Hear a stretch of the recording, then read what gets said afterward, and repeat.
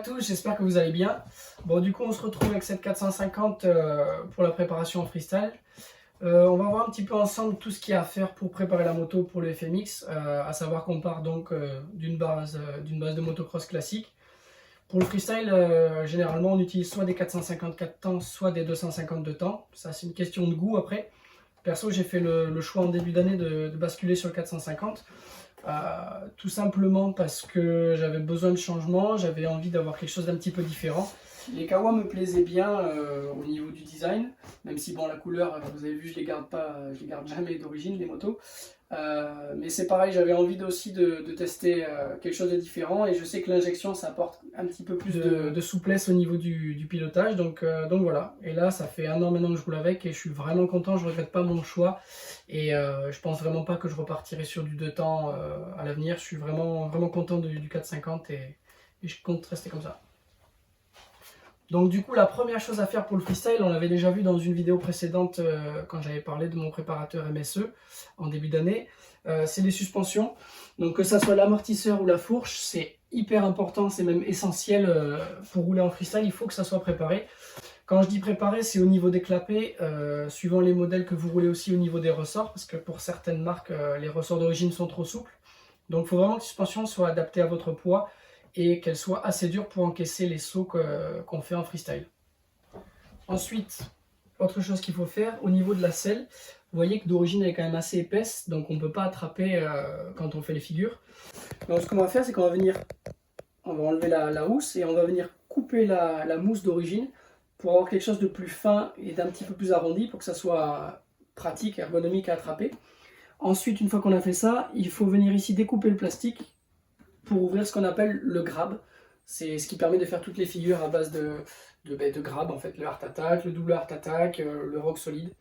Ça permet d'avoir une poignée pour attraper la moto en sécurité. Le hic, c'est que sur les 450, maintenant il y a le démarreur électrique, donc ça c'est cool, mais par contre il y a une batterie, et du coup ça fait un petit peu plus de travail que par exemple quand je roulais en 2,5 de temps, en YAM, où il n'y avait pas de batterie, et il y avait juste à couper, on coupait la selle, le grab était fait, c'était facile. Là c'est un petit peu plus compliqué, puisqu'il faut découper le dessus de la boîte à air, il faut bouger un petit peu tous les capteurs qu'il y a à l'intérieur, coucher la batterie, refabriquer un support, donc c'est un petit peu plus de boulot, mais ça va, ça se fait.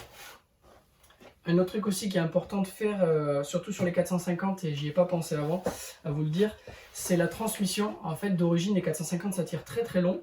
Donc ce qu'on va faire, c'est que au niveau de la couronne, on va mettre une couronne un petit peu plus grande. Personnellement, j'ai rajouté 2 dents à l'arrière, c'est 50 d'origine, j'ai mis 52. Il y en a qui ont mis jusqu'à 53. J'ai par exemple Nico Texier qui met 3 dents, Joël Lascou il met 3 dents aussi.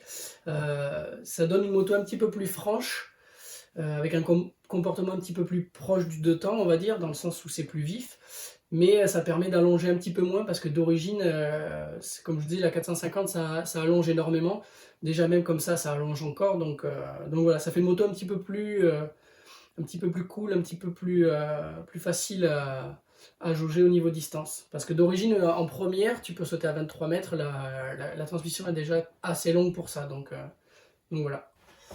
Donc voilà, déjà on a vu pas mal de choses, que ça soit les suspensions, la transmission ou le grab, c'est important, mais il y a aussi d'autres choses qui sont importantes, c'est au niveau du poste de pilotage. Généralement en freestyle on aime bien avoir un guidon un petit peu plus haut, voire même très haut, suivant les goûts et les couleurs, tout simplement pour avoir un petit peu plus de dégagement, pour passer les jambes au-dessus du guidon, pour tout ce qui est figure sur l'avant.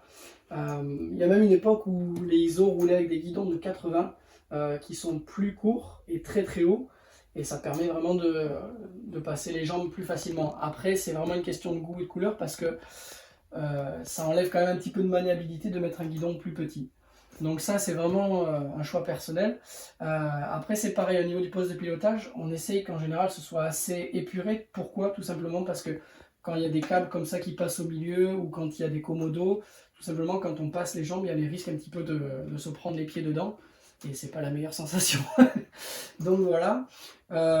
Pour ma part sur la Kawa, j'utilise un guidon rental le plus haut possible, donc le 609, le RC Rail. Les pontées, je mets des pontées rental aussi, tout simplement, ils sont pas plus hauts que l'origine, mais tout simplement parce qu'ils sont un petit peu plus fins, et ça me permet de monter mon amortisseur direction qui vient se loger pile poil entre les deux pontées. Je vous montrerai ça tout à l'heure. au niveau après de la position. Ça c'est pareil, c'est encore vraiment une question de goût, savoir si vous êtes petit, si vous êtes grand, si vous aimez tout simplement être vraiment en avant ou pas.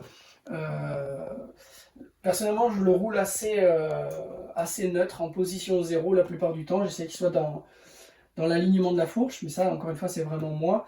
Au niveau de la position aussi, sur les Kawa, je vous montrerai ça un petit peu plus en détail, mais il y a 2 trous sur le T de fourche supérieur. Vous pouvez avancer vos pontées tout simplement pour bouger le poste de pilotage et avoir une position plus ou moins sur l'avant. Donc ça vous sert à avoir un petit peu plus de maniabilité. Par contre, c'est vrai que si vous faites du sable, par exemple, c'est pas du tout approprié puisque ça sera beaucoup moins stable. Donc voilà, ça c'est plein de petites choses qu'il faut essayer pour tout simplement voir si ça vous convient ou si vous aimez ou pas. Mais voilà quoi. En freestyle, moi personnellement, je mets un guidon haut, ça suffit. Pas besoin de modifier la position des pontées ou quoi. La position d'origine me convient très très bien. Bon, du coup, je vous parlais de l'amortisseur de direction. Je vais vous montrer un petit peu plus en détail. Hop. Tout simplement, c'est cette petite pièce qui vient relier le guidon à la colonne de direction. Enfin, du moins au niveau du cadre. Donc, vous avez une partie fixe ici, une partie fixe au niveau du guidon, et entre les deux, comme vous voyez, il y a un petit pivot. Alors, je ne peux pas trop vous montrer parce que la moto est attachée, mais c'est ce petit pivot qui va servir à freiner la direction. Comme vous voyez, il y a des numéros de 1 à 9. Donc plus je serre l'amortisseur, plus la direction sera dure. C'est tout simplement pour éviter que le guidon bouge et que ça fasse vriller la moto quand vous faites un flip, par exemple que vous lâchez les mains ou que vous faites un flip Superman, pour que la direction reste bien droite et que vous puissiez revenir en ligne sur la moto. Bon, du coup, maintenant qu'on a vu un petit peu tout ce qu'il y avait à faire, on va passer à la pratique. On va commencer à démonter la bête. Je vais vous mettre un petit peu les plans en accéléré, que ça soit un petit peu moins relou à regarder. Donc voilà, c'est parti.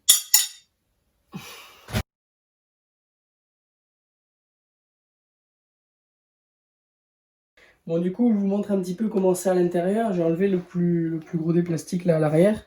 La boîte à air, en fait, elle est d'un bloc, elle vient même sur le dessus. Sur le côté droit, on peut même pas en fait tout simplement passer la main. Donc voilà, il y a un petit peu de bazar à enlever, un petit peu de bordel.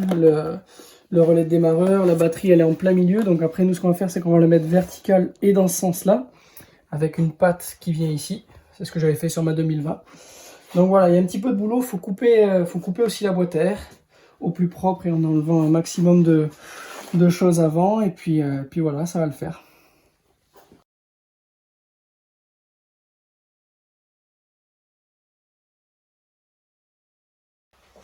Bon du coup voilà, tous les plastiques sont enlevés, la moto est à poil, on va pouvoir y voir un petit peu mieux. Il faut encore que je démonte la boucle arrière, la boîte à air pour accéder à l'amortisseur arrière. Et après il va falloir que je démonte la roue avant, l'étrier pour tomber les fourreaux. Donc voilà, ça sera un petit peu plus facile de travailler aussi sur la boîte à air une fois sortie, parce que sur la moto on peut vraiment accéder à rien. Donc on va faire ça.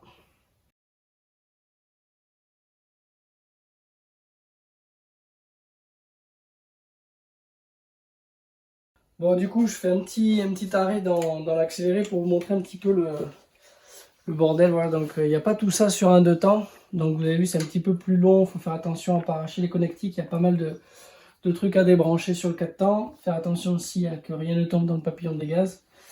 Donc voilà, mais la boucle arrière est sortie, je vais pouvoir accéder à l'amortisseur et après je passerai sur l'avant. C'est reparti.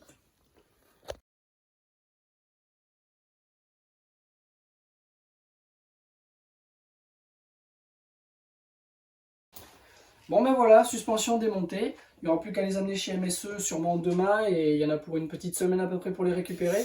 Bon du coup voilà, on va attaquer par la selle. Ouais, selle basique d'origine. On commence par enlever la housse. Donc on fait sauter les petites agrafes avec un tournevis plat.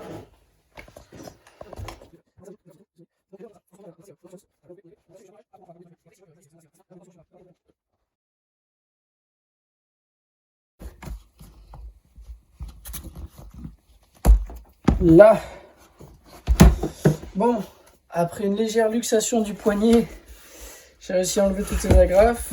Du coup, je sors la housse. Là, comme ça on peut la garder dans un coin au propre. Tac. Du coup, maintenant, je vais tracer gentiment au marqueur la découpe de la selle et après on tape dedans. Donc du coup après pour le tracé c'est un petit peu au feeling quoi, il n'y a pas vraiment de normes. Donc l'intérêt c'est de descendre assez bas ici pour que ça fasse pas trop épais pour attraper. Et pas descendre non plus que si vous claquez le boule sur la selle vous ne soyez pas non plus sur du plastoc. Donc je commence gentiment, je fais une petite ligne ici.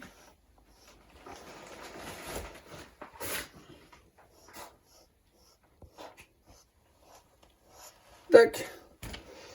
Et voilà. Pour ce côté, on est bon. On va venir ici. Grosso modo. Et donc là, le plus chiant, arriver à faire quelque chose qui ressemble à ça de l'autre côté.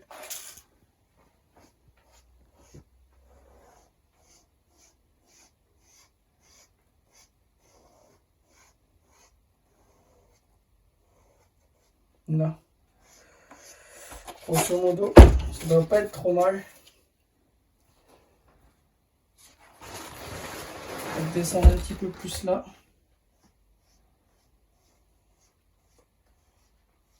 Donc voilà. Donc là déjà ça va me permettre de découper le plus gros de la mousse. Et après on affinera avec la disqueuse et le disque à lamelle.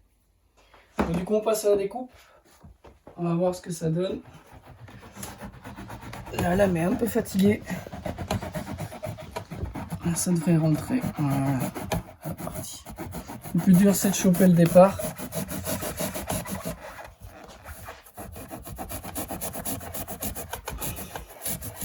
Le principal c'est d'y aller doucement, faut pas chercher à être trop gourmand d'un coup parce que sinon après une fois que vous l'avez enlevé c'est mort. Donc vaut mieux devoir y repasser après.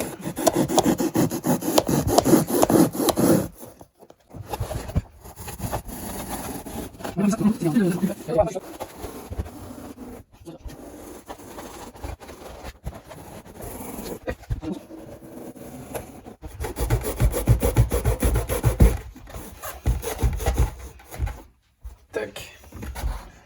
Je pense que je vais passer à la disqueuse direct là. Vous voyez ce que ça donne. On voit la forme générale de la selle.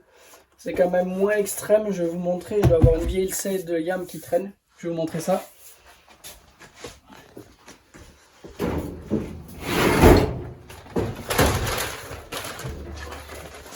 Donc c'est quand même vachement moins extrême. Sur la Kawa, la boucle arrière, elle passe assez proche de la selle pour pas avoir besoin de trop la réduire. Donc c'est vrai que là, quand vous roulez avec ça, c'est un peu raide quoi. Donc bon, là, ça sera déjà plus confort. On va attraper la disqueuse et puis on va attaquer le plus gros du boulot. Par contre, j'ai mis un drap derrière parce que ça va en foutre partout. Je vais me changer aussi pour pas me pourrir. Et on attaque. C'est parti.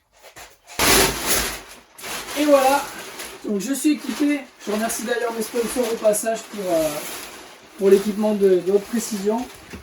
On va attaquer. Attention les yeux, c'est parti.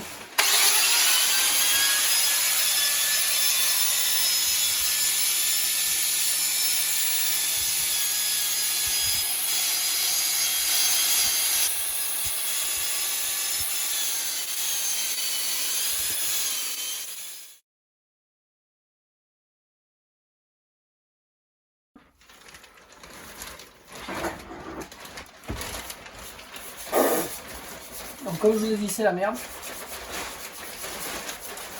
Je pense que j'en ai avoir plein la tronche aussi. Donc voilà où on en est. On est à peu près sur la ligne. On est à peu près plat aussi, ça va. Je n'ai pas fait trop de bosse. Bon, ça aurait mérité un petit peu là encore, mais on va le faire avec le papier de verre. Donc voilà, alors, je vais vous montrer ce que j'utilise. Tout simplement des outils hyper high-tech. Un bout de bois avec un peu de papier de verre.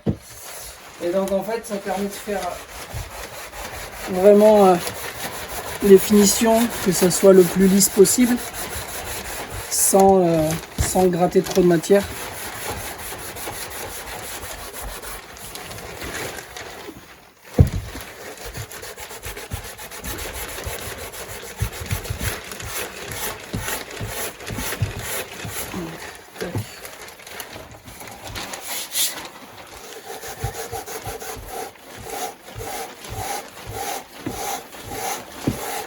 L'idée là c'est de venir rattraper un petit peu toutes les aspérités que j'ai fait avec le disque et en même temps d'arrondir le bord.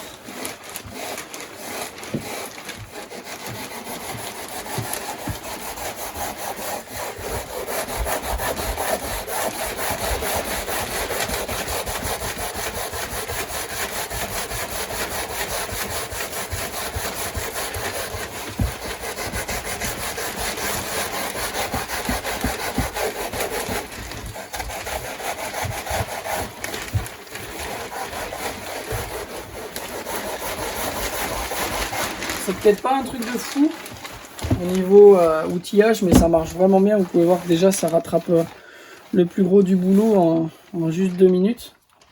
Donc là voilà, c'est un petit peu long, ça dépend si vous êtes maniaque ou pas. Moi j'aime bien que ça soit vraiment lisse partout, même si ça se voit pas. Donc voilà, il n'y a plus qu'à frotter. Bon du coup voilà ce que ça donne une fois terminé. C'est pas parfait, mais c'est bien lisse. Ça correspond à ce que je recherche aussi au niveau de l'épaisseur. Je vais attraper la boucle arrière. Vous voyez, quand on met sur la boucle, en fait,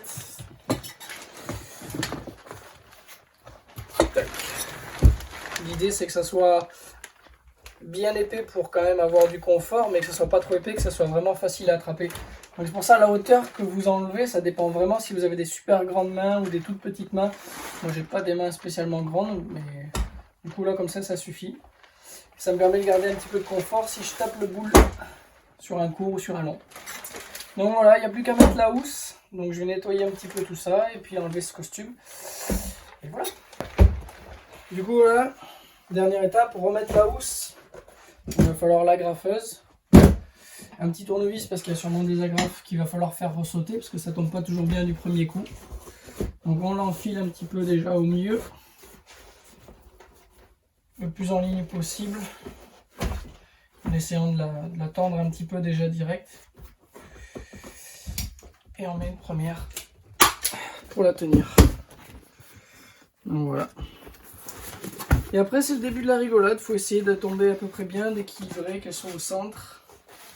Et le mieux tendu possible pour que ça fasse pas des churros. C'est parti!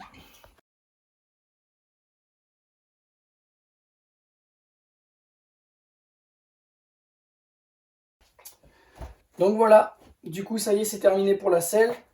Donc c'est assez propre, je suis content du résultat. Ça va se tendre un petit peu parce que là il y a encore quelques petits défauts comme la housse est neuve. Mais bon voilà, ça va le faire. Ça y est, on arrive à la fin de cette première vidéo. On aura vu grosso modo tout ce qu'il y avait à faire pour préparer une moto de freestyle. Du poste de pilotage aux suspensions en passant par le grab, la découpe de la selle, etc. On a vu en détail pour la découpe de la selle. Je vous montrerai la prochaine fois, dans le prochain épisode, la découpe de la boîte à air.